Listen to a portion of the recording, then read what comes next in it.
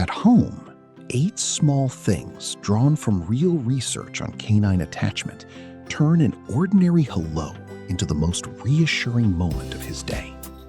Some are about your body, some about your voice, and the last one is the reason he waits at that door at all. Welcome back to Canine Dog Talk, the channel where we sit quietly with the small, loyal lives of the dogs who share our homes and try to understand them better. The first 60 seconds matter more than the rest of the day combined. While you were gone, your dog's body was running a quiet background program of waiting. Researchers studying canine stress have measured the hormone cortisol rising in dogs left alone, and the moment that matters most for bringing it back down is the reunion. When you walk in, your dog isn't just happy to see you. His whole nervous system is asking a question. Is everything all right now? Are we safe again? The way you answer in that first minute either settles him or leaves the question hanging. Most people come home distracted. Keys, phone, mail, the day's still spinning in their head, and the dog is a blur of fur somewhere near their feet. But to him, this is the headline event of the entire day. He has no idea where you went or whether you were ever coming back. He only knows that the door opened and you returned.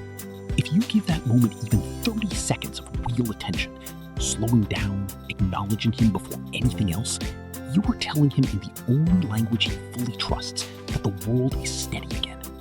That's what happens. The frantic energy shifts almost instantly because you have just removed the one thing that was creating low-level tension in the greeting. You are no longer a tower he has to reach up to. You are down here with him on his level, meeting him where he actually lives.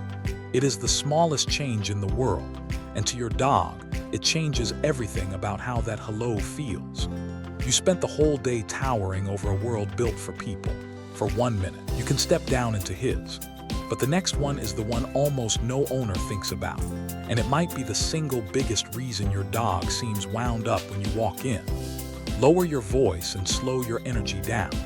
There is a powerful and well-documented effect in dogs called emotional contagion.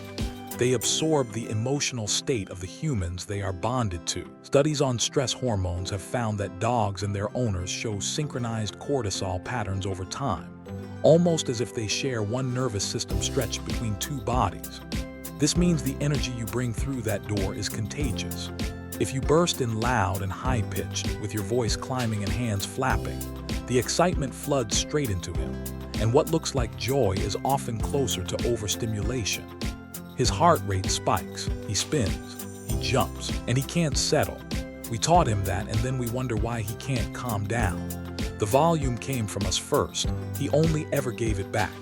So try the opposite. Come in quiet. Drop your voice into a low, warm register, the tone you would use to reassure someone you love. Slow your hands and move like the calmest person in the room, because to him, you are. Within a few seconds, you will often see his whole body downshift to match yours. You are not dampening his happiness. You are giving it a shape he can actually hold. A calm, deep gladness instead of frantic burst that leaves him rattled long after you have put your bag down. Before we get to number 4, if you want to go deeper into reading your dog, I've put together a free ebook, 30 of the most important signals every owner should learn to recognize. The link is in the description. It costs nothing, and many of you have written to say it changed how you see your dog. Let him smell you before you smother him with attention. To you, the day was made of things you saw. To your dog, the day is made of things he smells, and his nose is a sensory instrument we can barely imagine. Alexandra Horowitz, who runs the Dog Cognition Lab at Barnard College, describes the dog's nose as the way he reads the world, the way we read with our eyes. When you come home, your clothes and your skin carry the entire story of where you have been, every place, every person, every other animal. Before he can fully relax, he needs to read that story, so give him a few seconds to do it. Hold still, lower a hand, and let him work his nose across you without rushing him along. This is not him being nosy. This is him gathering you back into his understanding of the world, confirming it really is you, and learning where you went. When you let a dog finish that scent investigation instead of cutting it short with pats and baby talk, you will often see him exhale and soften. The question has been answered through the sense he trusts most. Only then is he truly home with you and ready for the rest of the hello. Rush past it, and a part of him stays unsettled, still trying to finish a sentence you never let him read. What comes next is the moment where the science gets surprisingly tender. So stay with me, because this is where most people touch their dog in exactly the wrong way. Touch him in the right place.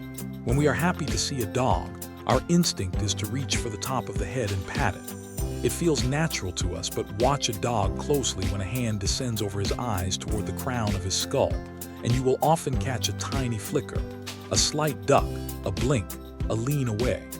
A hand coming down over the head from a dog's point of view is a hand he briefly loses sight of as it approaches his most vulnerable spot. He allows it, but it is rarely what he would choose. It is the difference between a touch he braces for and a touch he melts into. Instead, reach for the chest, the side of the neck, or the shoulders, the places a dog can see your hand the whole time it arrives. Slow, broad strokes along the chest and shoulder tend to be genuinely calming, the kind of contact that lowers arousal rather than winding it up. You can watch the difference on his face. The duck and blink of the overhead pat gives way to a soft, half-closed-eyed contentment, the body leaning gently into your hand instead of away from it. It is the same affection you always meant to give. You are simply delivering it through a doorway he welcomes instead of one he merely tolerates. Resist the urge to wind him up and teach the reunion to settle. We love a dramatic welcome, the spinning, the wagging, the whole body wriggling with joy, and it is genuinely one of the sweetest things about living with a dog. But when every single homecoming becomes a peak of frantic excitement, we are training his nervous system to treat your arrival as a moment of maximum arousal, and a body held at that pitch every day struggles to ever fully relax. The kindest thing you can do is let the greeting rise and then guide it back down. Give him the warm hello, the calm touch, the quiet words, and then after a minute, simply become boring. Stand up slowly, move on to something ordinary, and let the energy settle. What you are teaching him is that you coming home is wonderful and also completely safe, not an emergency to be survived, but a return to normal. Dogs who learn this rhythm tend to be calmer at the door over time, less anxious when left, and more settled in general. You are not taking the joy away. You are showing him that the joy doesn't have to be frantic to be real, that being glad and being calm can live in the same body at the same time. That is one of the quietest gifts you can give a dog who spends his whole life waiting for the sound of your key in the door. The point we're about to reach is the one many dog owners have told me made them stop and look at their dog differently. So stay with me for number 7. Meet his eyes gently and let him hold the gaze. In most of the animal world, a direct stare is a threat, and for a long time, we assumed it was the same for dogs. But something remarkable happened over the tens of thousands of years dogs spent at our side. Researchers in Japan, led by Takefumi Kikyusui, discovered that when a dog and his owner simply look into each other's eyes, both of them release oxytocin, the same bonding hormone that flows between a parent and an infant. It is a loop. He looks at you, your oxytocin rises. You look back, his rises too, and the bond deepens with nothing more than a shared gaze. This is something dogs evolved to do with us and with almost no other species. So when you come home, somewhere in that reunion, take a moment to actually meet his eyes. Not a hard stare, but a soft, warm look, the kind you would give someone you are quietly glad to see. Let him hold it. In that silent exchange, a real, measurable chemistry of attachment is passing between you, the same machinery that binds families together. He is not just looking at you.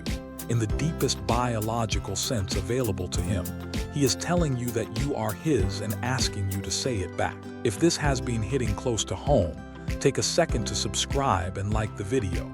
It genuinely helps us reach more dog owners. Here is what that moment at the door truly means to him, and why everything we have talked about tonight matters more than it seems.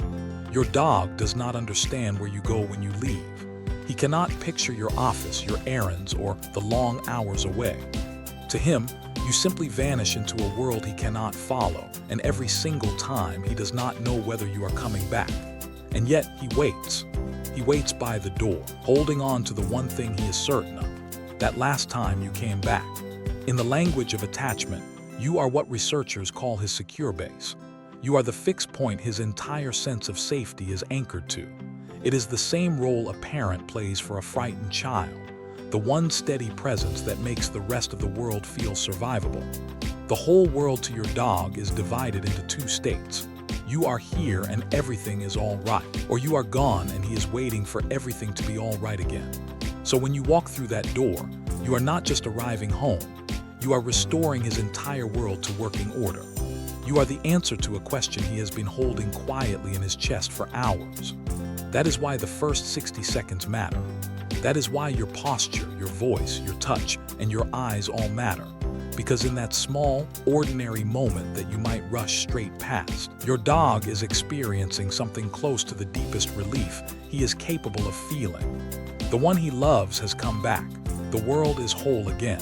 The least we can do for a creature who waits like that is to walk in slowly, get down to his level, and let him know in every way he understands that we are just as glad to be home as he is to have us. If your dog came to mind while you were watching, tell me about him in the comments. I read everyone. And if this changed how you'll walk through your door tonight, subscribe so you don't miss what's next. The free ebook is waiting in the description. If you love the gentle giants, our companion channel, Golden Retriever Mind, is there today.